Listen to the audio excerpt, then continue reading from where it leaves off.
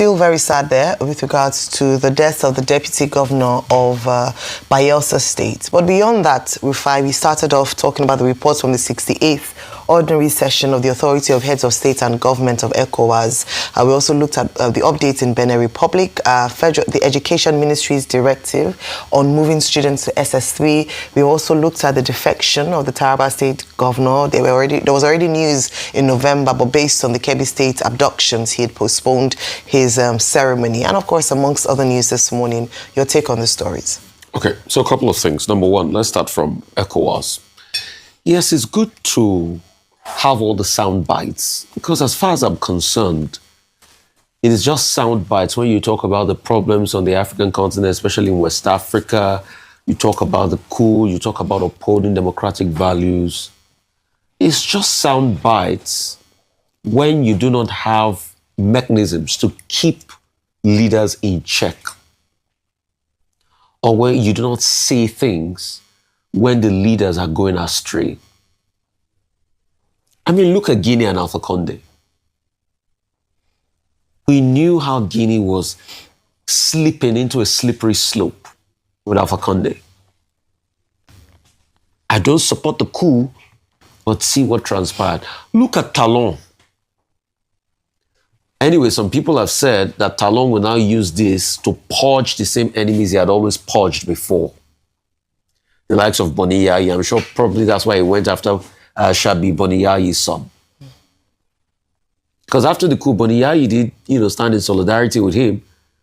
But the argument against Talon is that he had always looked for ways to suppress the opposition. And that's why for people that are jubilating that everybody is moving to the APC in this country, let's be careful. Because that was what Talon did all through. Made laws, suppressed the opposition, made new electoral laws, formed new senates, where most of it will be led by former heads of states, to still have power, put in his own successor, Majinga, the finance minister. So when you have leaders that think everything is about them, then definitely it's going to be a recipe for disaster. Look at Mali. Look at Assimi Goïta, that has now taken over now. Look at all of these countries. So ECOWAS can make all the right optics or the right words or the right sound bites. Can ECOWAS also put in place something that will check leaders that are going astray? I fear for the future of a country like Côte d'Ivoire after Ouattara. Because Ouattara has taken us back to the days where one man reigned supreme. He has taken us back to the days of Houphouët-Boigny. It was only death that could probably take Houphouët-Boigny out of power when he died on the 7th of December 1993. So any other person that comes in there now will be anti-democratic in nature just to be able to hold power. So it's a time bomb. And that's why we must also talk to the leaders directly. ECOWAS must have a mechanism as which they call out the leaders openly. If we do not do that, we'll keep having a recurrence of things like this. For the APC leaders that are going, I wish them a lot of good luck. For the leaders like Kefas and the likes, like we say, it's all political stability they are looking for. And for Minister Wike, happy birthday to him. But I also think there is storm ahead. Because with Fubara going to the APC now, I think he had played him in the game of chess. And when you look at it, who will President Tinubu want to do a deal with? A minister or an incumbent governor that is in the APC? When you stretch the conversation, they will say, Wike is not in the APC, he's a member of the PDP. So, APC now has the lawmakers and Fubara. Even if the lawmakers that are loyal to Wike are disgruntled, but loyalties can easily switch. And I'm sure Wike should remember that. And that's why people were telling him, you will have just stuck with your own political party because things did not favor you, rather than go to support somebody you don't know too well about. Because I heard him say, he supported President Tinubu because he believed in power coming to the South. No, If the same Wike was made running mate to Atiku Abubakar, he would not talk about Southern presidency. We know how much he really wanted to be running mate. When he couldn't get, and you see, that's why when politicians come out and say, I'm doing it for the people ideology, they don't have ideologies about themselves. When Wike couldn't get the presidential slots in the PDP, his next effort was to be running mate to Atiku Abubakar. It was because that didn't pan out. That's why he now said, okay, I've got nothing to lose. A lot of the things Wike is saying today, if he was running mate to Atiku Abubakar, he will not say them. But now we can see a game that has been played against him now. Who will President Tinubu work with in the state? Is it a Fubara and the State House of Assembly that are already the APC, or a Wike that is now fringe as far as I'm concerned? So these are things we should look at tactically. And our commiserations to the Bayelsa state once again, and we hope that they don't turn this into a political matter. They say an autopsy is going to be done. Yeah. We cannot, negate the fact that the deputy governor was a real hard worker, was a man that believed so much in his own convictions, and he will be closely remembered for that. Real quickly, just a quick comment. I don't think the outright ban by the Education Ministry as regards people going to another school to be able to take terminal exams is the solutions to special centers. The question is, how can we crack that vestiges of special centers that run in our society? All right. How is it that some are more equal than some? I think that's the real conversation we should have. All right, more questions there. Dr. Abati. Okay, there are 8 topics in the headline window. If possible, I would like to take all the 8. But let's see what we can take. Now, let me start with the school start SS1, SS2 thing. The federal government has now given a directive through the Ministry of Education to say that you cannot switch schools when you are in SS3. And they say this is to ensure the integrity and credibility of examinations. What has been observed is that when people switch schools at SS3, this contributes to examination malpractice. Now, there are centers that they call special centers, or they call them miracle centers. Miracle centers are those centers where when the final exam at the secondary school level is coming, either in a public school or a private school, you just switch. And you know that in those miracle centers, those special centers, you can get better grades. Now the federal government is saying you cannot do that anymore. However, the questions that arise are as follows. What if a student perhaps fails in one school and he needs to go and resit an exam, the SS3 exam, the final WASC exam in another school? Will you say that this policy will apply?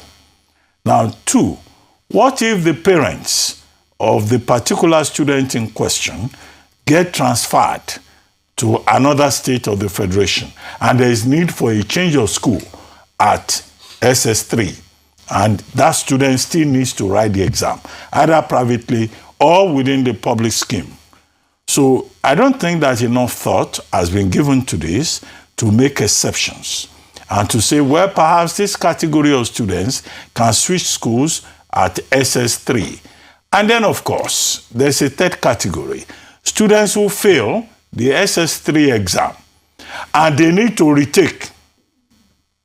Now, what they do is they go look for a school that can accommodate them for them to retake the exam. If you now say they cannot join at SS3, is government now saying they have to go back to SS2, when all they need to do is to just pass the exam? So there is still a lot of gray areas involved in this regard, which leads to the next point, namely that what government needs to do is to address the cause of examination malpractice. Why is there examination malpractice? Is it because papers leak? Where do the papers leak from? Is it because of failure of supervision? Is it because of collusion between the schools and the students and parents who have also been fingered, identified, either at the level of JAMB or secondary school level, as people who collude with other elements to make sure that their students cheat? And then why are we complaining about students cheating?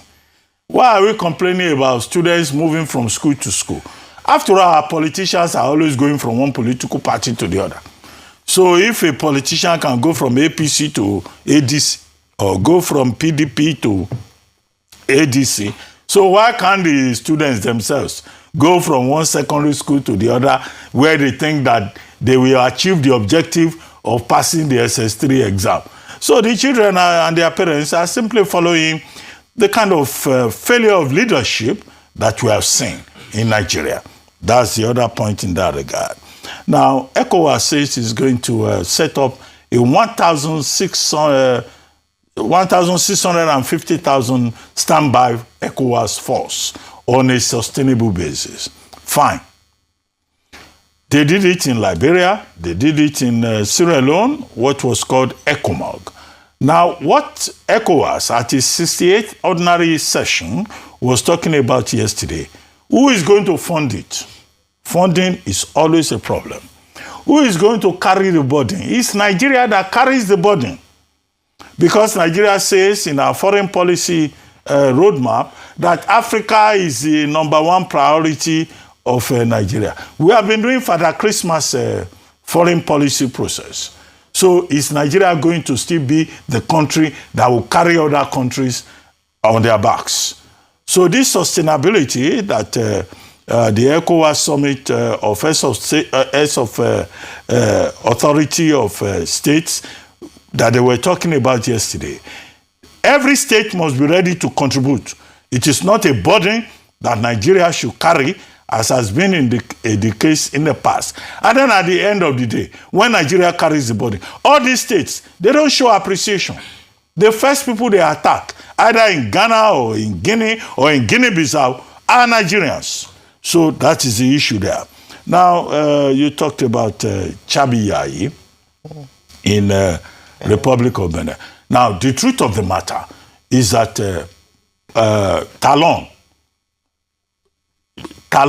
President Talon of Republic of Benin, he has always been targeting the opposition. He now has an opportunity to even go further, to attack the opposition, to further put impunity in place. There are persons who have argued that this is what led to the rebellion in terms of the coup. After all, he wants to impose his finance minister as the leader in April 2026. He has already tampered with constitutional limits to benefit himself. No, the issue is that this coup, aborted coup in Republic of Benin, should not become an opportunity for further repression, while we recognize the fact that a country has to deal with elements who want to violate the constitutional order. It should not be a process for persecution. It should not be a process for witch hunting. Abu Kefas, Dr. Abu Kefas of Taraba, he was the one that led the Bola Ahmed Tinubu administration fact-finding mission.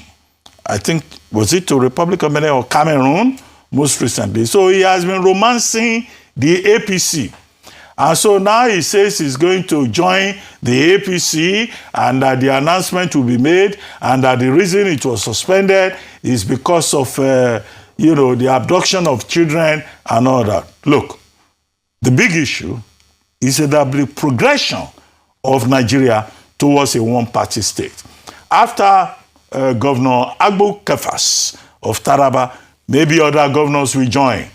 So at the end of the day, you have, an imaginary, or an imagined, or a fait accompli one-party state. But I keep making the point that the Tinubu administration, the APC government, should learn from history. In the First Republic, there was this attempt to, cancel inclusivity and impose a one-party state on Nigeria. We know how it ended up in 1964 in the Western region. In 1983, the Shagari administration was talking about landslide victory. We know what happened. It is important to allow the opposition to thrive. So what we are having now is a reign of opportunism where everybody is wearing the Tinubu logo, everybody for their own selfish reasons, not necessarily because they love President Bola Ahmed Tinubu. We have not seen the end of the story.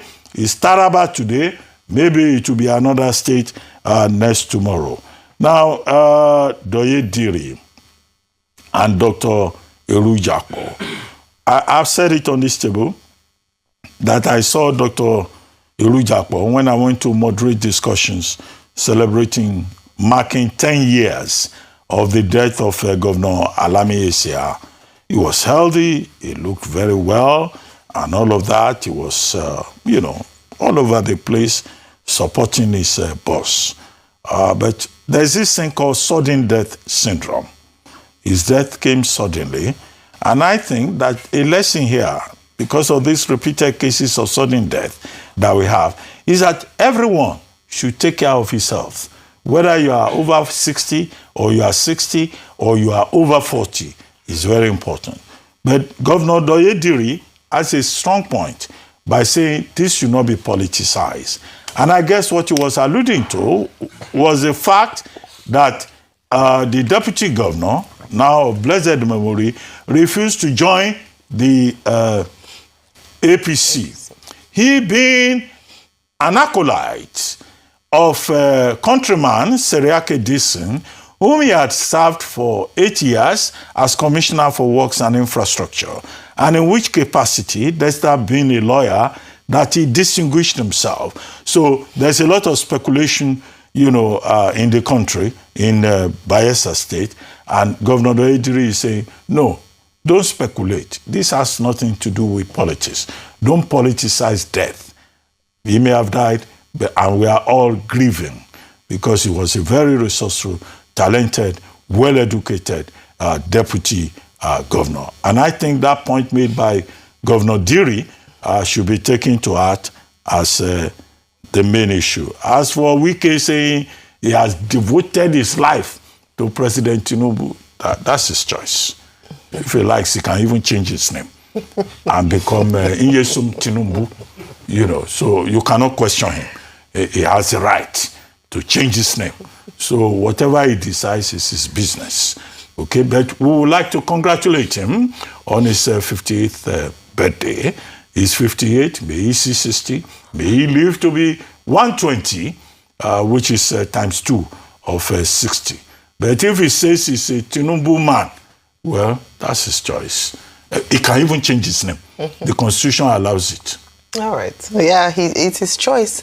Happy birthday to the Minister of the FCT, Oseni Wike.